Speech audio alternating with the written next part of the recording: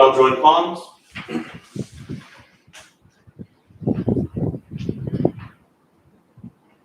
And repeat after me. I take refuge in the Buddha. Take refuge in the Buddha. I take refuge in the Dharma. I take refuge in the Dharma. I take refuge in the Sangha. I take refuge in the Sangha. Keeping the palms joined.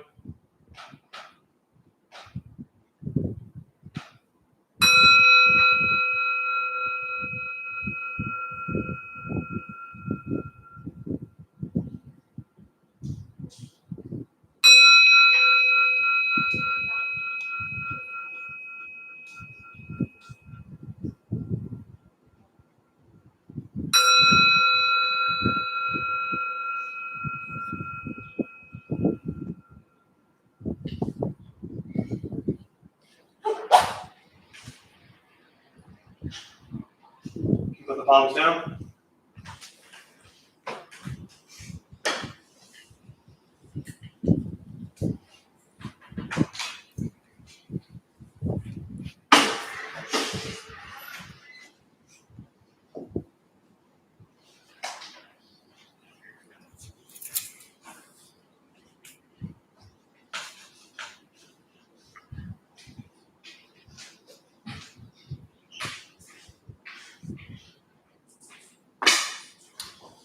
So good evening, everybody. Good to see you all here. Thanks for being here. You grew up.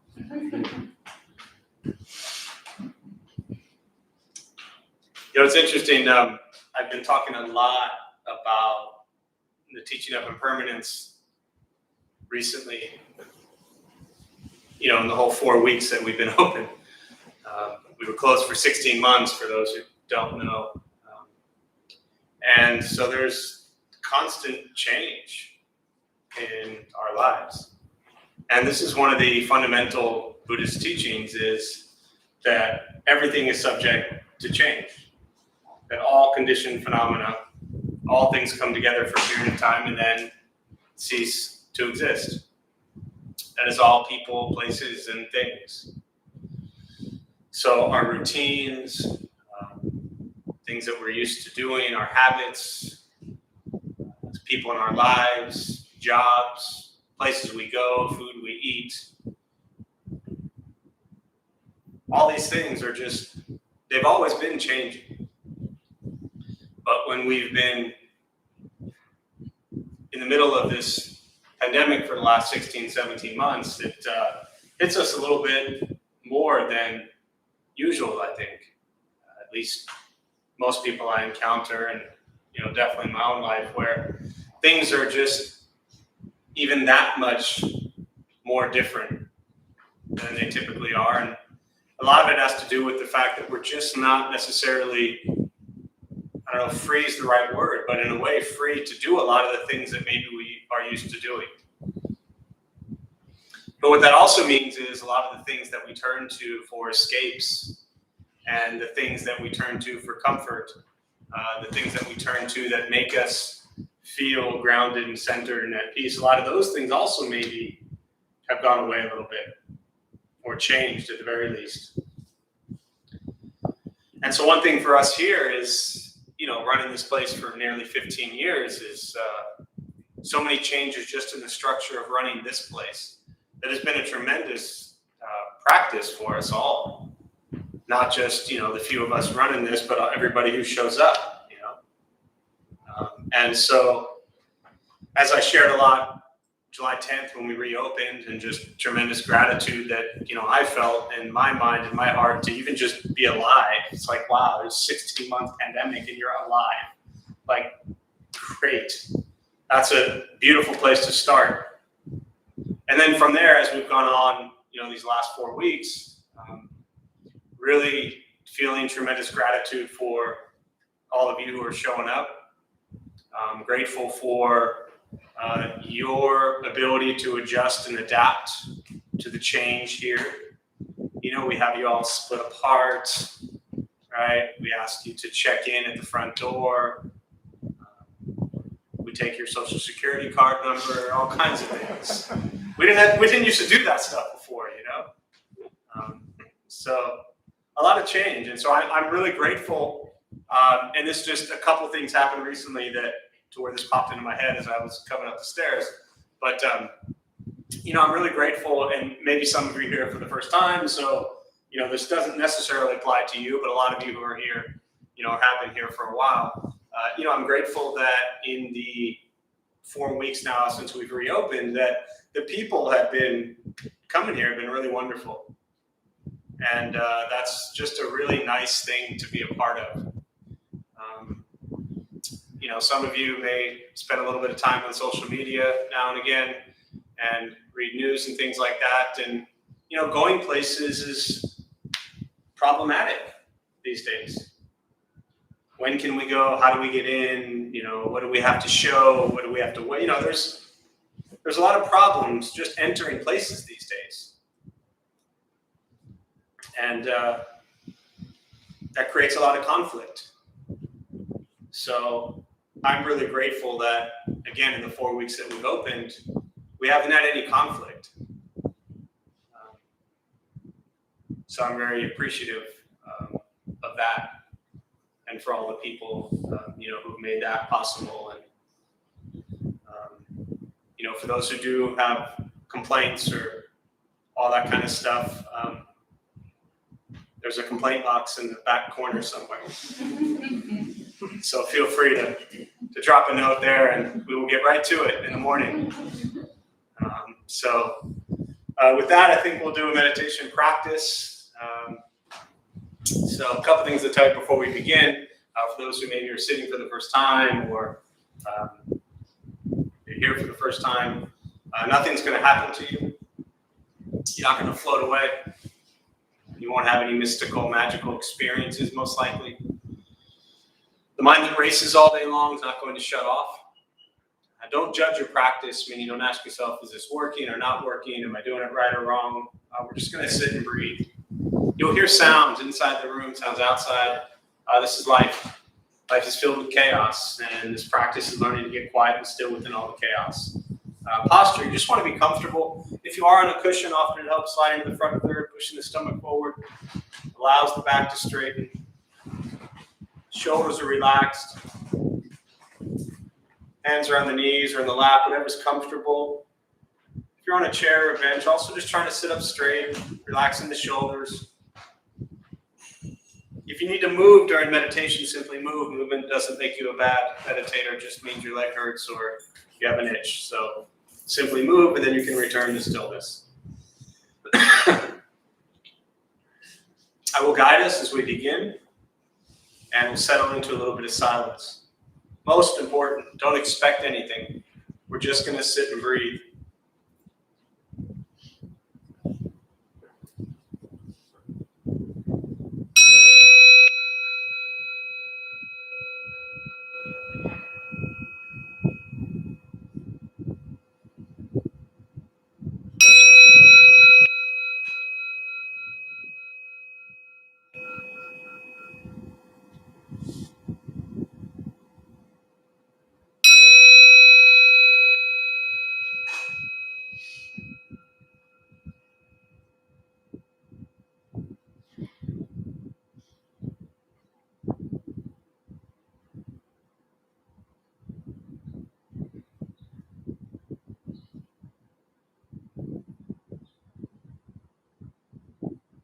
And starting with the eyes closed, if comfortable, or slightly open.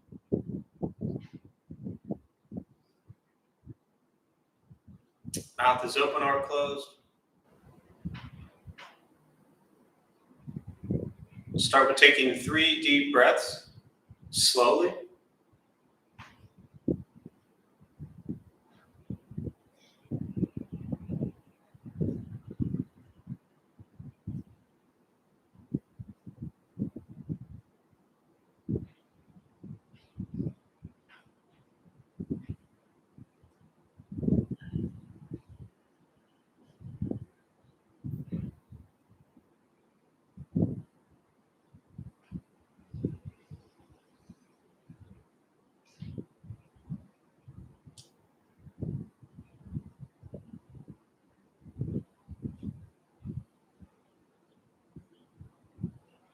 eventually settle into a natural rhythm of the breath.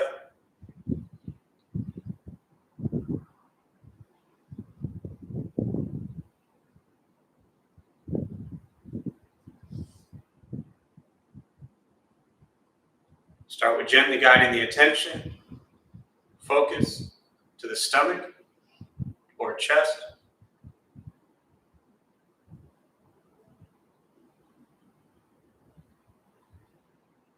Breathing in, feel them rise. Breathing out, they fall.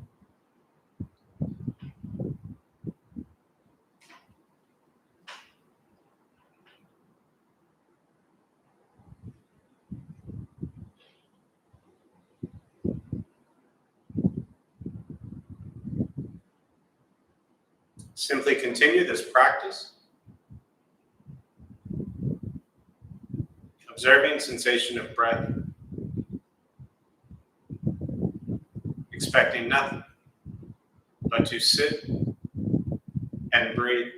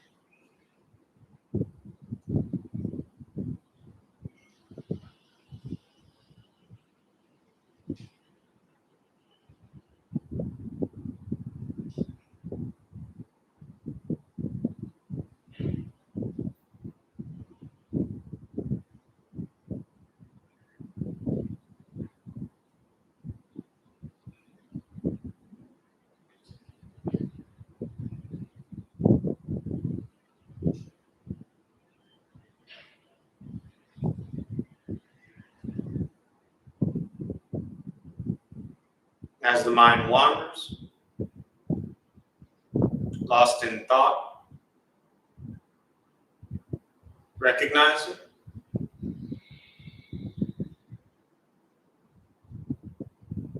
Release that thought.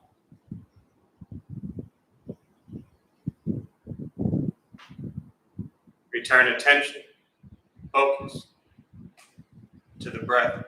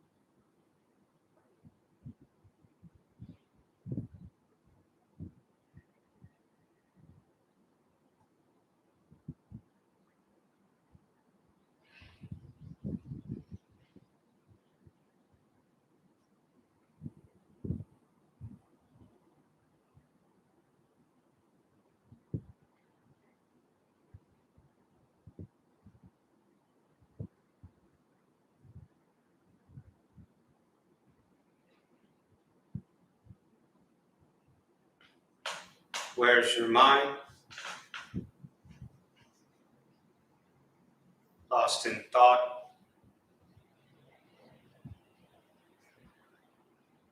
Return to breath.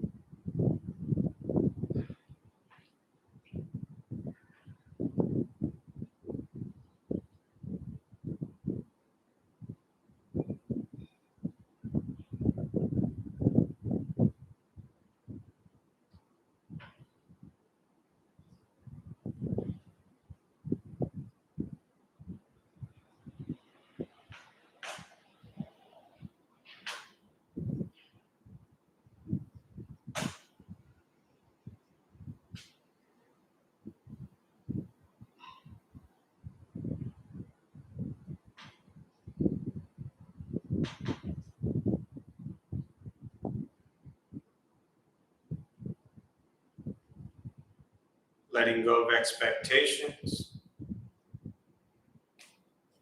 Letting go of judgment from the practice.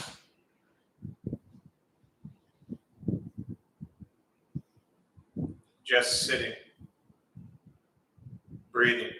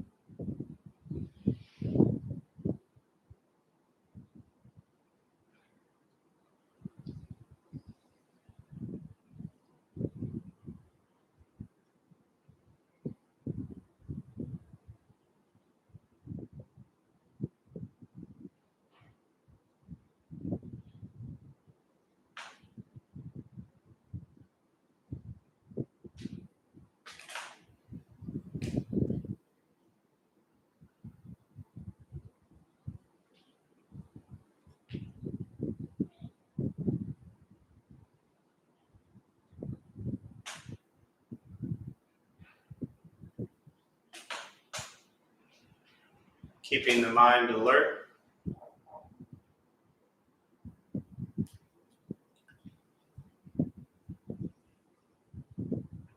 Aware of each sound.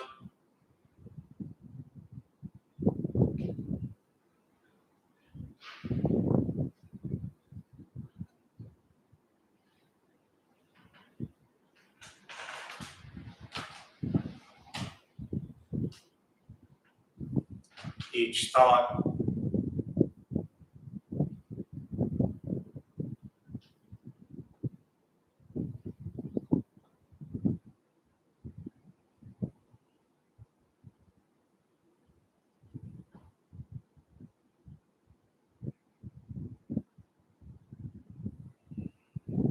Each physical sensation.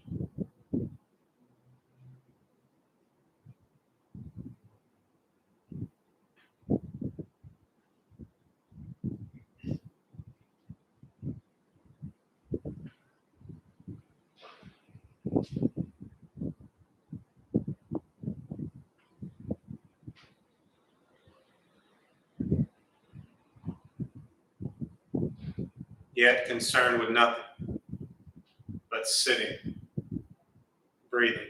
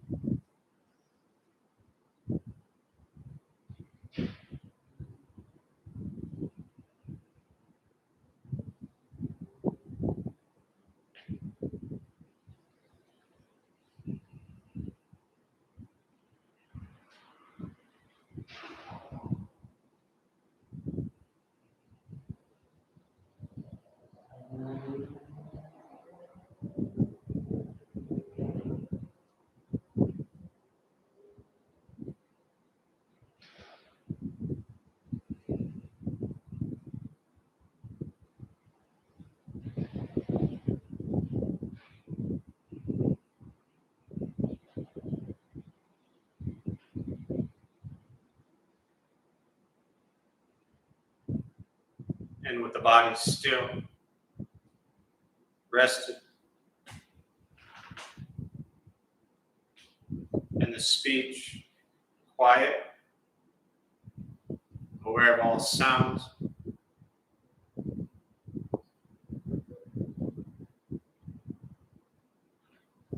And the mind learning to settle.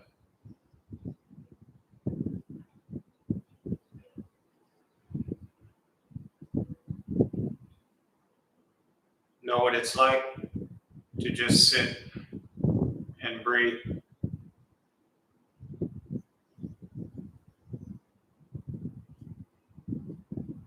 Knowing with each breath, there's nothing else to do.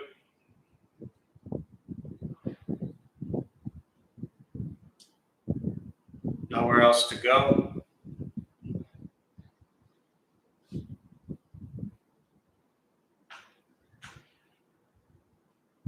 No one else to be.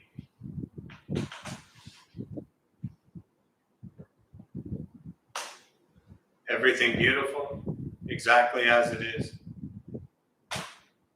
Sitting, breathing.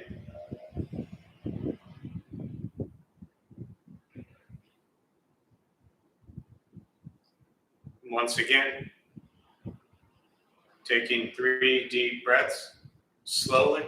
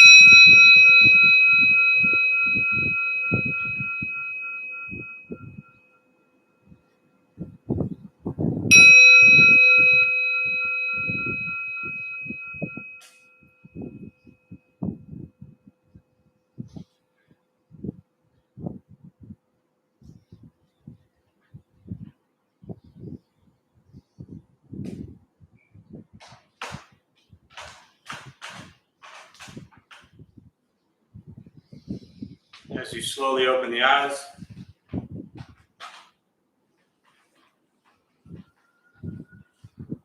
slowly begin to move.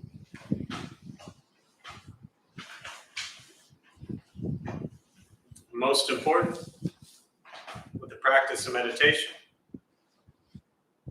is to recognize how you feel now, immediately after. Compare this to how you typically feel throughout your day. Recognize the difference, if there is one. Ask yourselves how you prefer to feel every day for the rest of your life. And realize however you feel now, if it's quiet, calm, and still, or a busy mind, racing mind, whatever you're sitting with at this moment, has nothing to do with anything I said. It's nothing to do with how we sit and hold the hands or cross the legs. It's nothing to do with the sounds around us or anything else for that matter. It's everything to do with your own mind and your own mind's reaction to an external condition. This is what the Buddha called pratitya samutpata, means dependent origination. This is the basis of the Buddha's awakening. The word Buddha simply means awakened. He was a human being, no different than any one of us, who began to understand why he suffered, why he got angry, sad, depressed, stressed, anxious. He began to understand the causal relationship of all phenomena. And what that means very simply for all of us, regardless of where you come from or what you believe in and where you think you're going, your whole life is filled with things that happen. You react. More stuff happens. More reactions. That's it. This practice is learning what it's like to respond to something quietly, peacefully, still. Because for most of us, the way you responded to the last 20 minutes is quite different from how you respond to everything else that's happening throughout your days. And so all we're working on is closing the gap where the way you feel now is closer to how you feel always. Just as driven, motivated, productive, successful, whatever that means to you in your respective lives. But with a mind that's steady, clear, focused, distracted by nothing, disturbed by no one. This practice is not easy. It's not necessarily fun. Meditation is not an escape, as often people think it is. If your life is a crazy, hectic, stressed out mess, meditation won't fix that. It simply makes you become aware of your life that is a crazy, hectic, stressed out mess. And then you begin to integrate changes into your day-to-day life so it's not such a mess. Meditation is free. Buddhist practice is free. It's sitting, breathing, becoming aware of what you think, what you say, and what you do every moment. And that's it.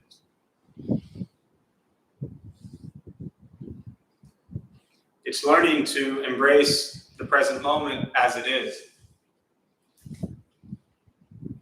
Which is very difficult because we often don't like the present moment. And that's part of the challenge, is we're constantly seeking, craving, and desiring something. And seeking, craving, and desiring life to be different than how it is. Which in a way is kind of silly because it can only be how it is.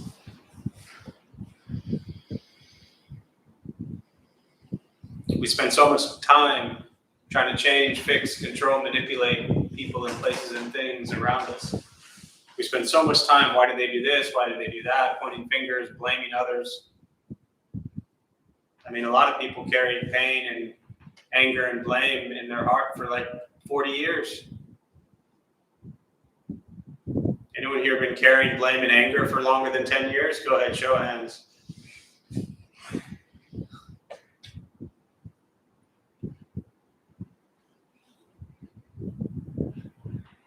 we carry stuff, and it becomes very heavy.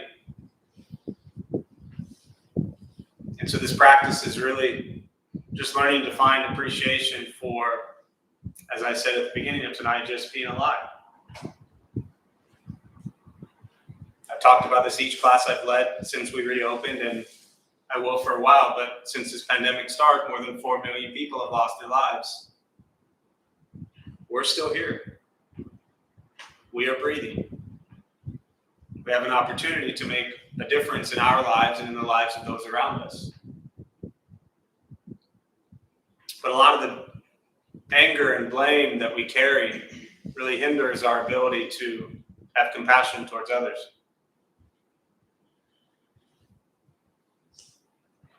And the interesting thing is, if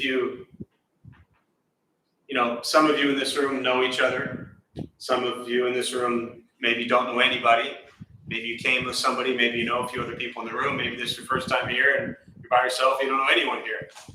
But what always fascinates me about Sangha, which is a Buddhist community, people that practice together, is could you imagine during the hour that you're here being mean to anybody else in this room right now? Probably not. Like in 15 years, I don't think I've ever really seen it. It doesn't mean there's not conflict or argument. I'm not talking about a couple that was arguing like an hour ago and then showed up here, right? Because we get that also. Right? But it fascinates me that when you bring people together in a space like this, you're all nice to each other, even if it's just being kind of silent towards each other. Nobody came in here swearing at somebody else, most likely, at least not once maybe you got like to the front walkway and you're like, all right, stop. We're going in right now. Let's argue later, right? But you come into a space like this and you're nice to each other and you get along and you're pleasant and you're, forgiving and you're accepting and you're welcoming and all those things in your own crazy ways. So I have a news flash for you. The people in this room are the same people that piss you off all day long. They're the people in traffic that are in your way. They're the people that made your food the wrong way. They're the people that are answering the phones, customer service that you're upset with. Right? They're the workers that are bothering you. Those people are also here. But one of the greatest things I've learned from Buddhist teachings is to recognize that everybody has what's called bodhicitta, Buddha nature. That we all have the ability. The word Buddha just means awakened. Just a word. It's a name they gave Siddhartha Gautama because they thought he was pretty smart. They said, you look like you figured something out, we will call you the Buddha. He began to understand why he suffered.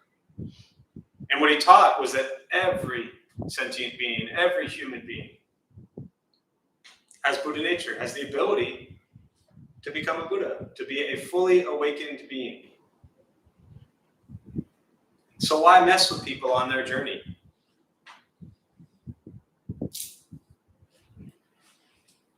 It's a rhetorical question. We don't have enough time tonight to answer that. But sometimes it helps to just let people be and focus on your practice, your struggles, your difficulties, your challenges, because every other person has their own. And so this practice really is waking up to your own Buddha nature, your own awakened mind and heart that's there. It's right there with you. The Buddha taught that we are all already awakened. Great. You're done. See how easy that was? And the metaphor is, which I heard years ago I find beautiful, is the sun. So on a cloudy day, is the sun still there?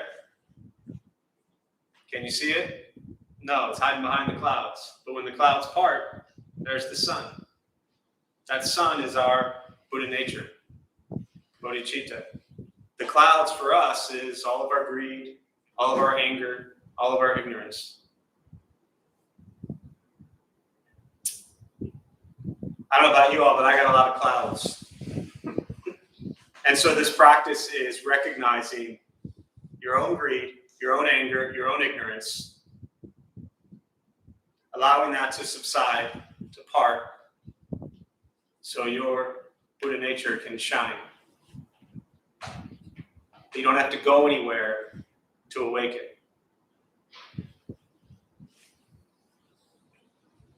So it's nice to sit in a room filled with awakened beings. So thanks for being here. So I'll pause there. As always, I really prefer just to respond to questions, meditation, Buddhist practice, anything you're sitting with. And we'll use the rest of the time tonight for me to respond to that. So questions, meditation, Buddhist practice, anything you're sitting with at this moment.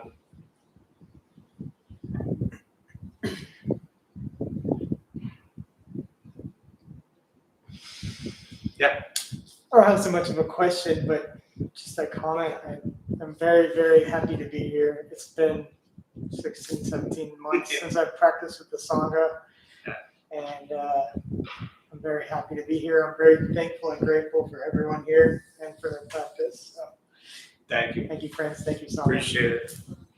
Yeah, it's yeah, I couldn't say it any better than you just did, but it really is. I think that when we have moments like this, that what we have been experiencing, what we continue to experience, they really create opportunities to have tremendous gratitude for people, places, and things that maybe we didn't recognize before.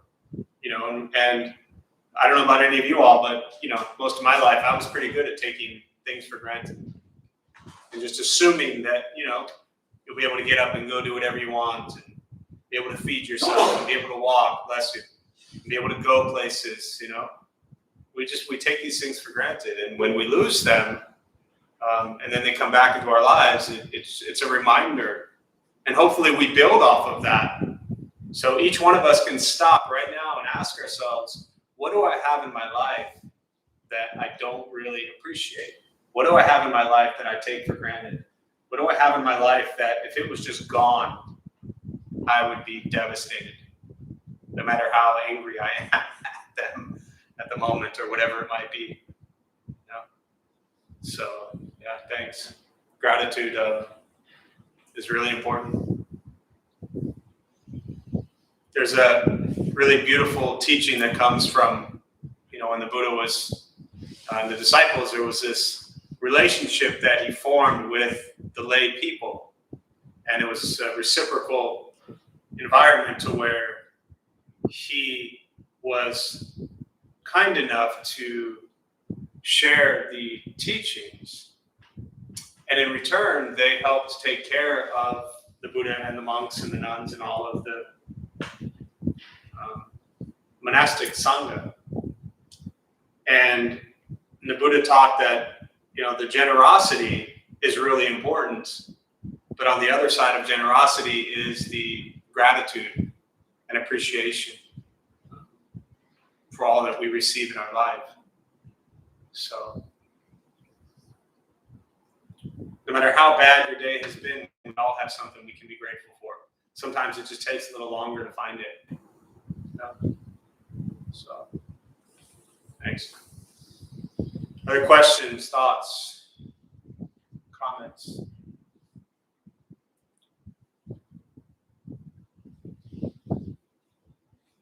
Just following up on your metaphor about the clouds and the sun. Yeah. Tara Rock always tells a story about the Buddha. I forget what country it was in. There was this huge Buddha. It was covered in plaster, and it started having these cracks. When they opened it up, they found it was gold in there. And so she's talks a lot about trusting the gold within. So I really have tried to have the practice of when people are, getting on my nerves or some problem, I always ask that question, what's it like to be you? And that has helped me so much, really be more tolerant of people and let go of things. Definitely. And for those who didn't hear, the comment was about Tara Brog, who's a wonderful teacher, a lot of stuff online. And she talked about a statue somewhere that started peeling away or breaking off, and underneath it they realized it was just golden statue. And in the Buddhist sutras they talk about golden rays of light emanating from the Buddha. Traditionally in Asia you'll see Buddhist statues are gold, gold in color, not necessarily made out of pure gold, just golden color, like the sun. And that idea that underneath all of us is that golden ray of sunshine, that golden Buddha. And if you can see that, and that's really what Molly's saying, is if you can see that in others, that everybody has that golden Buddha within them, then it will help you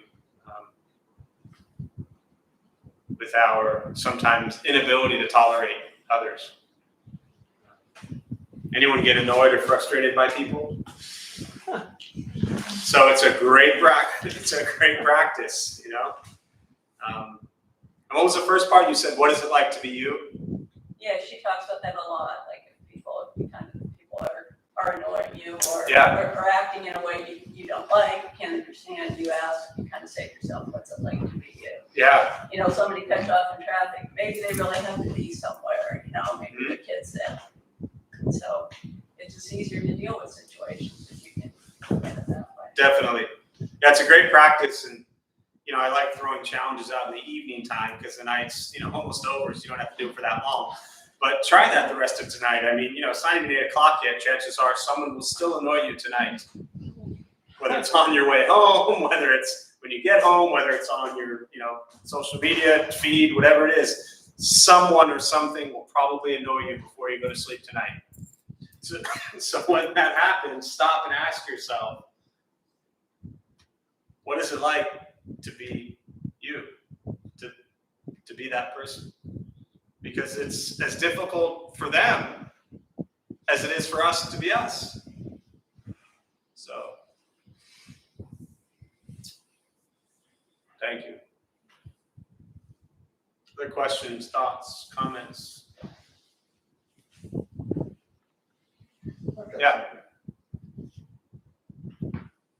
Maybe you can help me with this. Sure, I will try. So, I'm over dinner, and I've had a couple of friends who have been into the Bible talk about my life, and tell me this is my Dharma.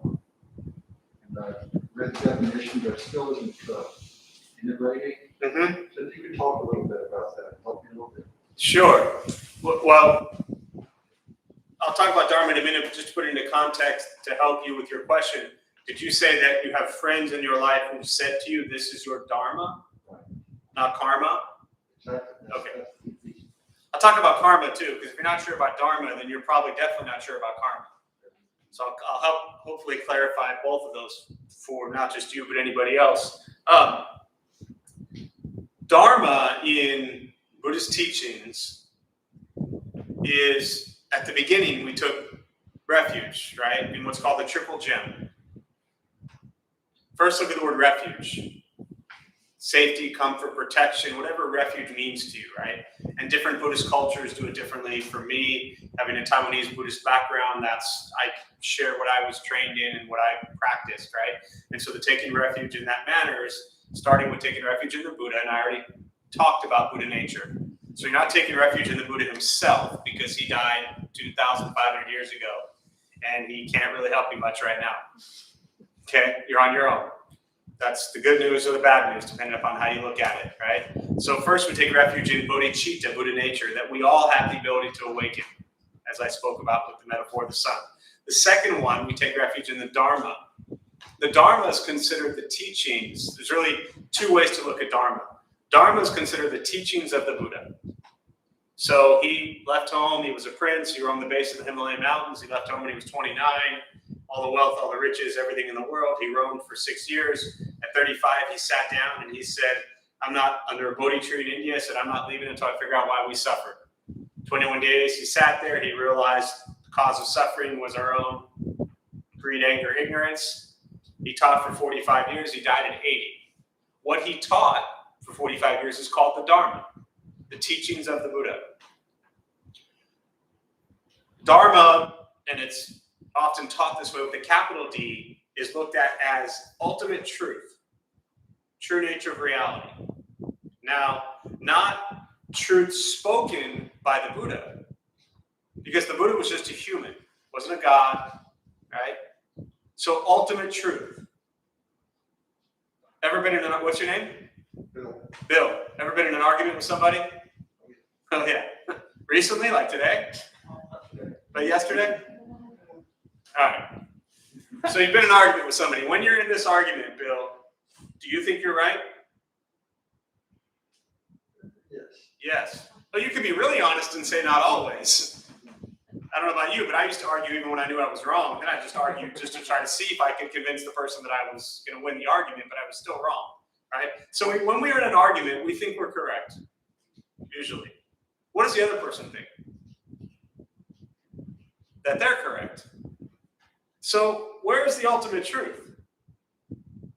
Probably somewhere in the middle of all of that ego, on both sides. So capital D, Dharma, ultimate truth, is beyond our perception of a situation. Thich Nhat Hanh refers to this nirvana, freedom from views. He says all views are wrong.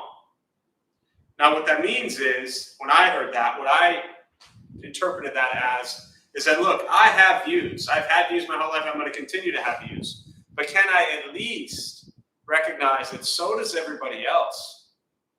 And it's only my pride, my ego, my attachment to me, mine, I'm right. It's my attachment to that says my view is right.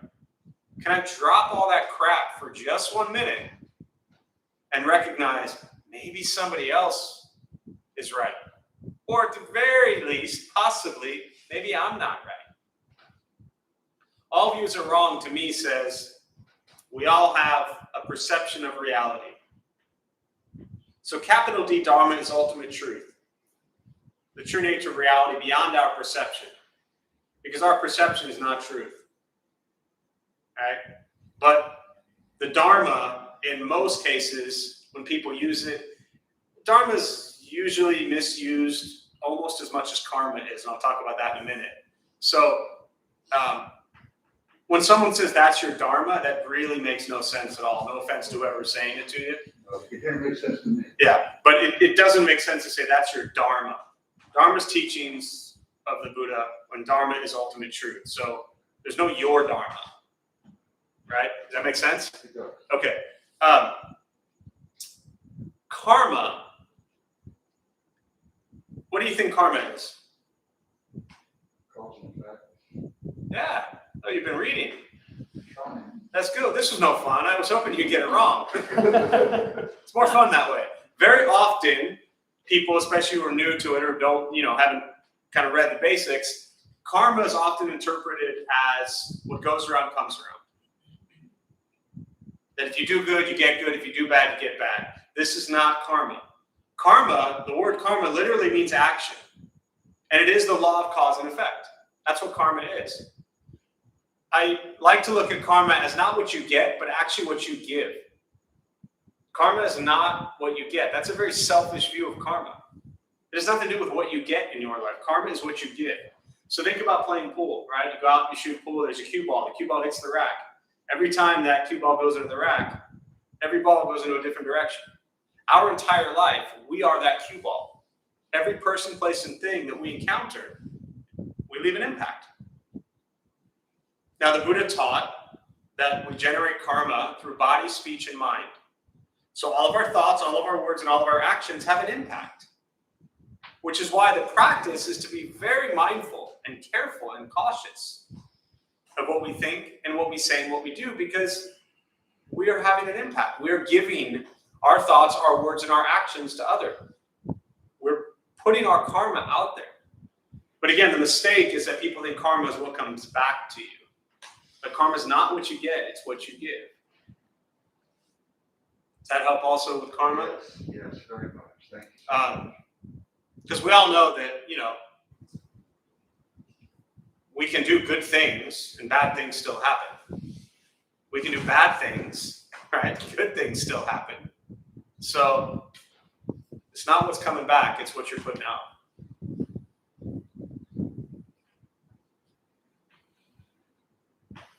And there's a beautiful teaching talks about if you want to know what your past karma is, look at your present situation. If you want to know what your future is going to be like, look at your present situation. You are creating, your karma right now is creating what your future is going to be like. And the beauty of that is, no matter how much crap and miserable things you've done in the past, you have an opportunity to change the course and direction of your life.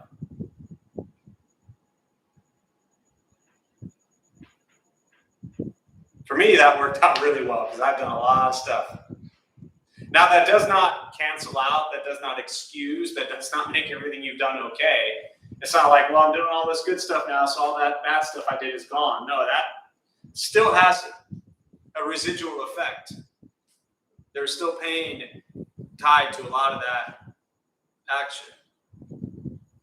You're not like, it's not a scoreboard where you get 10 good karma points and 10 bad karma points. They don't cancel each other out. But what it means is you can work going forward and not creating a mess of a life, which for whatever reason we tend to be really good at doing. And again, I'm only speaking from personal experience. So, yeah. Other questions, thoughts?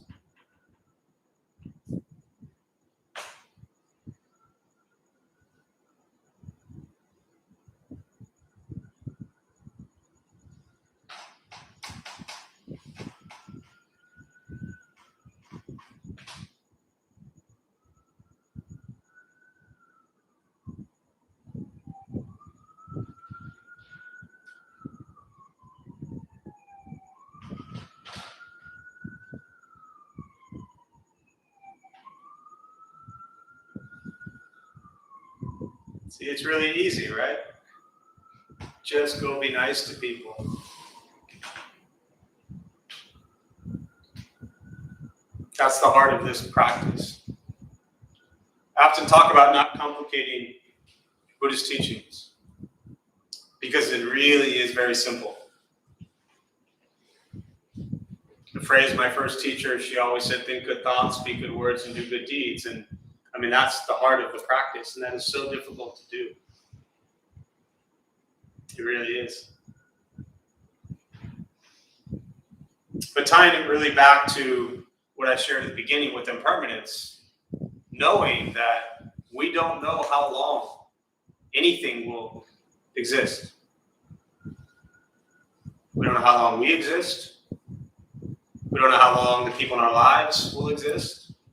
We don't know how long places will exist. We don't know the length of time that we have with anything or anyone. So if we can really understand that and put that into our lives, then it helps us be grateful for all we have right now.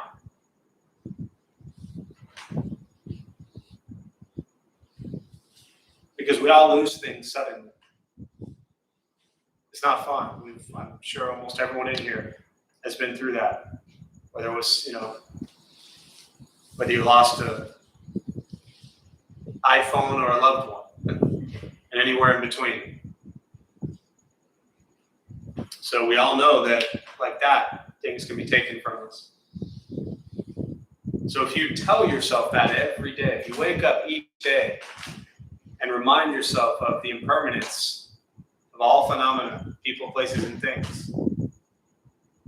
For me, it's been a beautiful practice to then be grateful just to wake up. After that, it's just a bonus. It's like, wow, I get to play the life today. I get to live today. I almost called it a game, but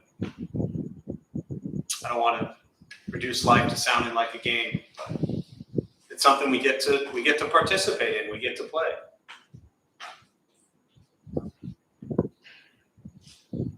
difference with this is there's nothing to win. It's not about winning. It's about going through life and causing as little pain and suffering as possible in our lives and in the lives of those around us, and bringing as much joy and happiness to the lives of those around us that we can. So, anything else before we close? Final thoughts or questions or comments?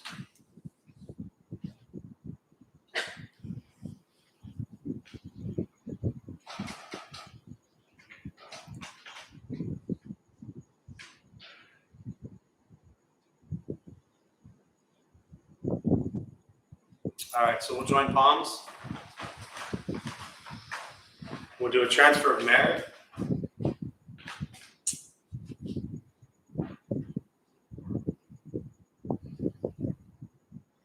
May any merit gained from this practice be transferred to all beings in all directions.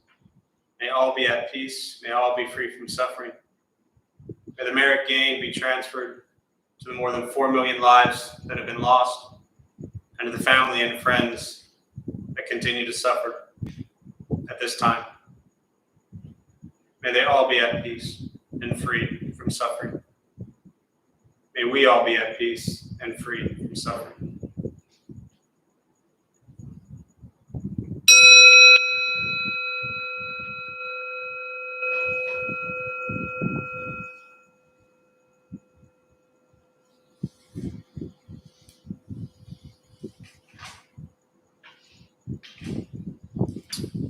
So a few quick announcements before you head out. Thank you for being here. Thanks to our 1.2 million YouTube followers for being here. It's not really 1.2, in case you're not sure. It's more like 0.2, and it's not even that high. But thanks for being here. For 16 months, YouTube was all we had, and I always feel like I'm like neglecting them now because you're so far away, you know. Grateful for the YouTube crowd and those who are here as well. My name is Jeff. I'm a Dharma bum. We opened up the Dharma Bum Temple nearly 15 years ago to introduce Buddhist practice to those who show up. So thanks for showing up. Those of us who lead, we're not monks or nuns, we're not gurus, we're not masters, we're not teachers. We're not looking for students. We're just struggling practitioners, no different than anybody else here. Doing our best to go through our day like y'all. So thanks for showing up. We do have classes just about every night. Those of us who lead, we have a different Buddhist background, so we share from a different Buddhist tradition. Currently in person here at the temple, Tuesday nights, I do this. Wednesday nights is Alex, he does the metta, loving kindness. And Thursday night, Travis leads the Dharma Bum basics and meditation. Been talking too much. And then Saturday morning, I do the intro class again as well.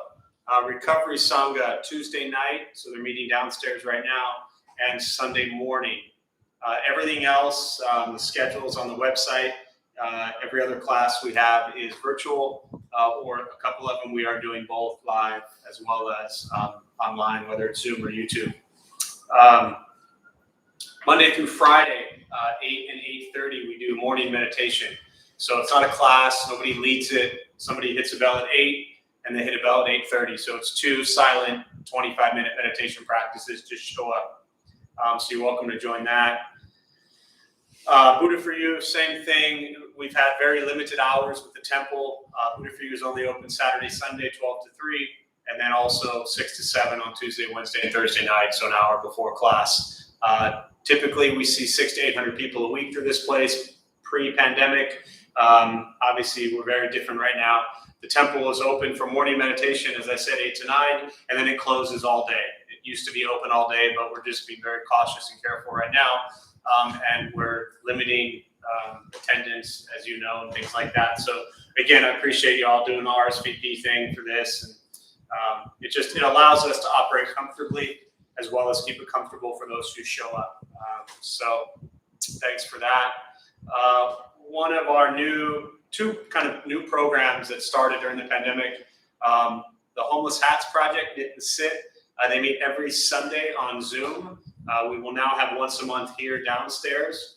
but they are making beanies to pass out to those people who live on the streets downtown San Diego. So it's been a really cool, fun project to do virtually.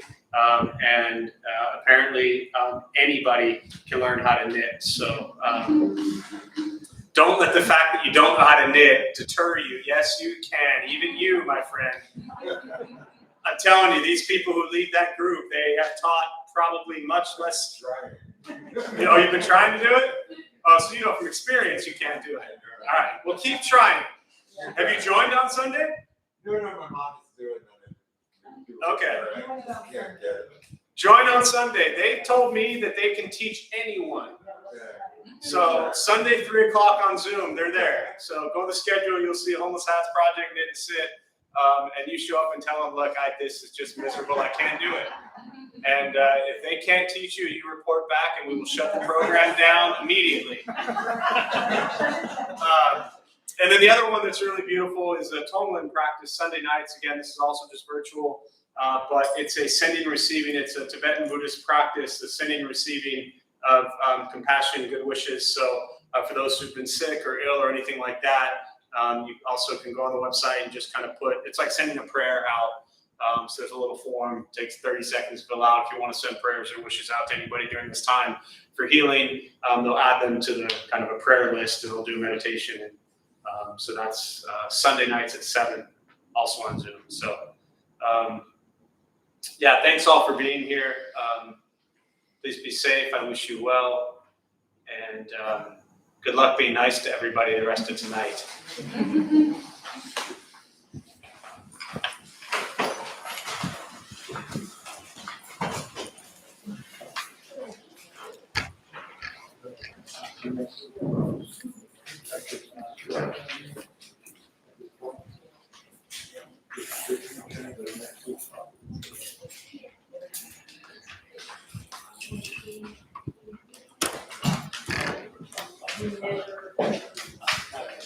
Hello and good night to our 1.2 million YouTube followers.